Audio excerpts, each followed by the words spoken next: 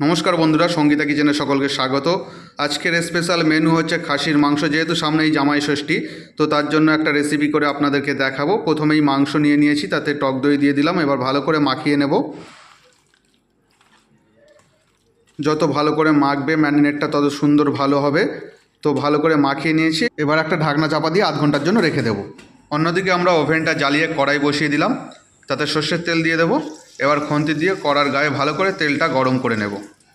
তেলটা গরম হয়ে গেলে আমরা আলুটা ভাজার জন্য আলুগুলো দিয়ে দেবো। একটু হালকা নাড়াচাড়া করে তারপর আমরা একটা থালা দিয়ে ঢাকনা চাপা দিয়ে দেব।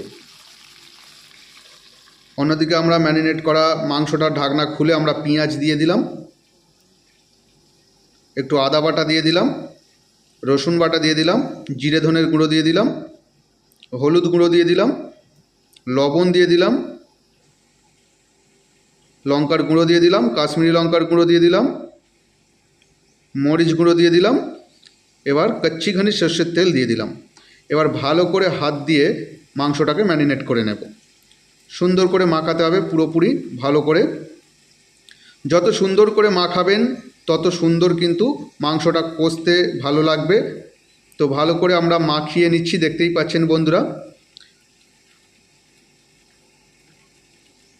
তো ভালো করে মাখানো হয়ে গেছে, দেখতেই পাচ্ছেন। তো এবার ওপর থেকে কাঁচা লঙ্কা দিয়ে দেব।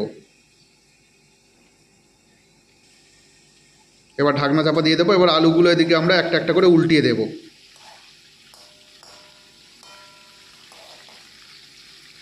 তো উল্টে দেওয়া হয়ে গেছে, আমাদের আলুগুলো প্রায় ভাজা হয়ে এসছে। তো দেখতেই পাচ্ছেন ভাজা হয়ে গেছে। এবার একটা করে আলু আমরা তুলে নিচ্ছি।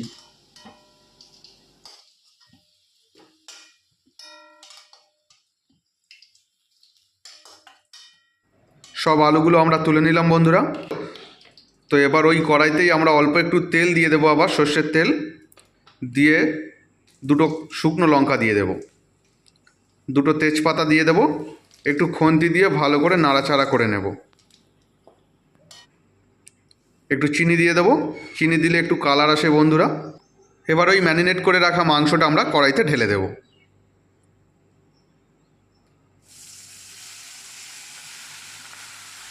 তো ঢেলে দিয়ে দিলাম বন্ধুরা। এবার একটু খুন্তি দিয়ে ভালো করে কষিয়ে নেব। এদিক সেদিক করে একদম নিচের মাংস ওপরে তোল ঘোল করে একদম ভালো করে আমরা মাখিয়ে নিচ্ছি।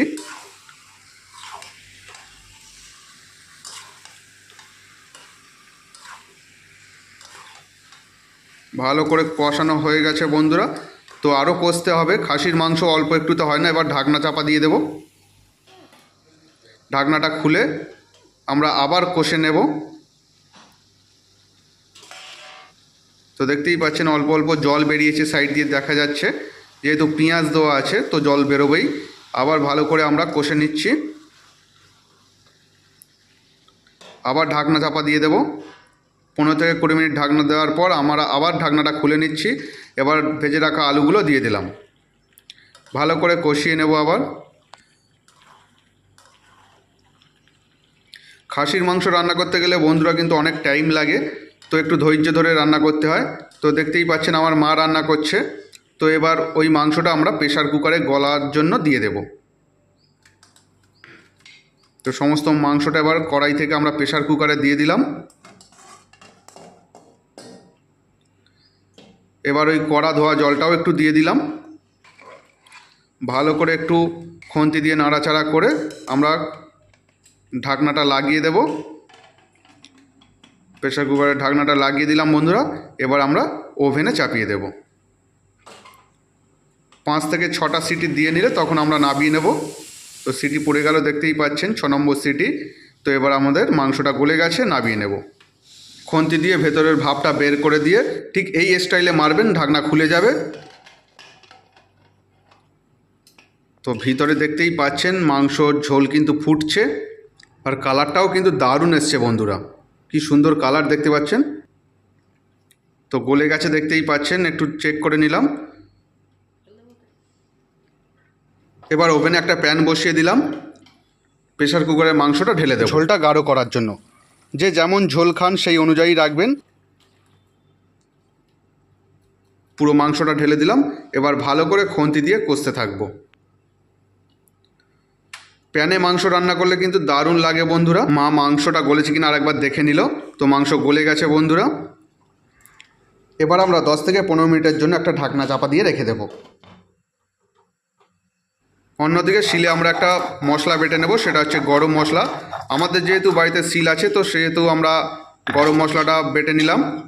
গরম মশলা বাটা কিন্তু দারুণ লাগে তরকারিতে। তো এবার ঢাকনাটা খুলে আমরা ওই গরম মশলাটা দিয়ে দেব।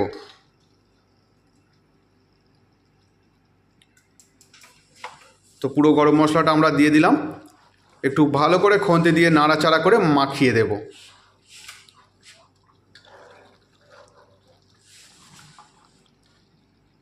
এবার একটু গুঁড়ো গরম মশলাও দিয়ে দিলাম, এতে করে দুটোতে ভালো টেস্ট আসে।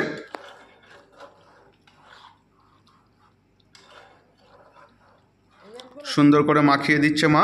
তো এবার মাংসটা গলেছে কিনা খুন্তি দিয়ে একটু আবার চেক করে নিচ্ছে। তো গলে গেছে, দেখতেই পাচ্ছেন। খুব সুন্দর কালার এসছে, মাংসটা আমাদের রেডি হয়ে গেছে। এবার আমরা একটা পাত্রে ঢেলে নিলাম। তো এইভাবে আপনাদের বাড়িতে যদি জামাই ষষ্ঠীর দিন করতে চান তো করুন, খেতে কিন্তু দারুণ লাগবে। তাহলে এবার ঝটপট ফোন করে আপনার জামাইদের ইনভাইট করে দিন জামাই ষষ্ঠীর দিন আসার জন্য। আর এইভাবে রাঁধুন, জামাইয়ের পাতে দিন, জামাই খেয়ে বলবে মা দারুণ হয়েছে, আরও এক পিস পাবো নাকি? আজকে আর বাড়ি যাব না, রাতে কিন্তু থাকবো, আবার কিন্তু রাতেও খাবো। তাহলে এবারের জামাই ষষ্ঠীতে আপনার জামাইয়ের জন্য কারা কারা বাড়িতে খাসির মাংস এনে জামাইকে খাইয়েছেন অবশ্যই আমাদেরকে কমেন্ট করে জানাবেন। আর যদি ভিডিওটি ভালো লেগে থাকে অবশ্যই আমাদের চ্যানেলটিকে একবার সাবস্ক্রাইব করে দিয়ে পাশে থাকবেন। আবার অন্য একটা নতুন রেসিপি নিয়ে আপনাদের সাথে দেখা হচ্ছে। ততক্ষণে সবাই সুস্থ থাকবেন, ভালো থাকবেন। শ্বশুরবাড়ি জিন্দাবাদ।